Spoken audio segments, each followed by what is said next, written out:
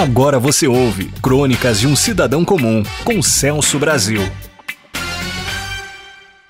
Olá, amigos. Hoje digo por que sou a favor da Comissão da Verdade. Acredito que aquele que não for favorável à verdade não merece sequer opinar sobre nada. É óbvio que tenho minhas sugestões, como, por exemplo, torná-la mais abrangente. Lembrando a imortal Clarice Lispector, quando escreveu: "Se for falar mal de mim, me chama. Sei coisas terríveis a meu respeito." Baseado nisso, convocaria, para compor a comissão, alguns generais das Forças Armadas e, por que não, outros oficiais também. Afinal, a entidade mais respeitada e de maior credibilidade no país, com toda certeza, tem um grande interesse em detectar os desvios e abusos cometidos e, desta forma, tentar repará-los. Sabemos que não existe nada promovido pelo ser humano que não tenha erros e desvios. E por falar em credibilidade, convocaria também a camarada Estela. Para quem não sabe, este era apenas um dos codinomes utilizados pela atual presidente Dilma no tempo em que ela ainda empunhava metralhadora e lutava para mudar o país.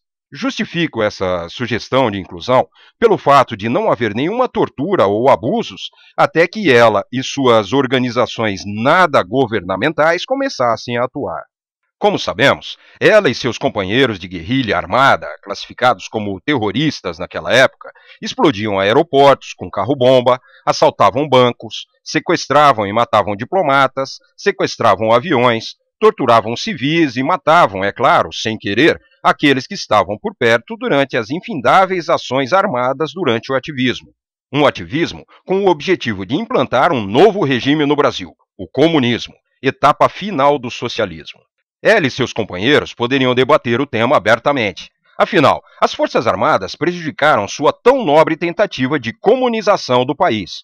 Pior ainda, numa total falta de criatividade, copiando os comunistas, as Forças Armadas começaram a pregar suas ideologias conservadoras, fazendo o povo acreditar em liberdade, república, democracia, livre iniciativa, direito de propriedade, família, moral, ética, bons costumes e tantos outros pontos polêmicos para os comunistas.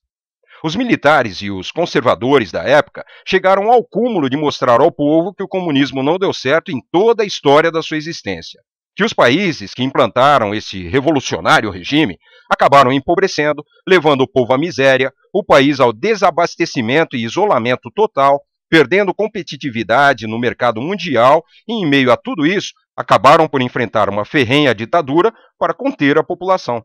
Mostraram também que, por tudo isso, o Muro de Berlim acabou caindo e o regime faliu, sendo rejeitado por toda a população dos países que sofreram essa experiência. O que as Forças Armadas não souberam entender é que eles tinham revolucionado a revolução. Ou seja, não era aquele regime comunista que não tinha dado certo. Eles haviam feito algumas modificações e estavam prontos para implantar um outro, mais aperfeiçoado. Esse novo era baseado na Revolução Cubana. Tudo bem que lá acabou não dando certo também, mas esses generais não foram democráticos. Não permitiram a implantação e pronto, ponto final.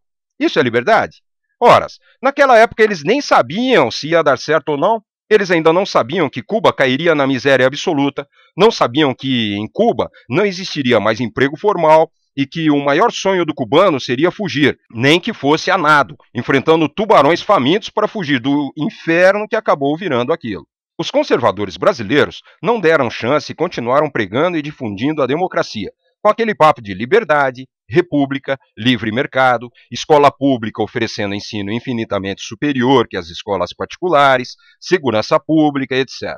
Eu lembro que, para as escolas particulares, só iam alunos expulsos das escolas públicas, ou que eram repetentes e não conseguiam passar de ano. Lembro que se podia voltar a pé de madrugada para casa, e se encontrasse alguém na rua, era até uma alegria, porque as pessoas se cumprimentavam e davam um sorriso.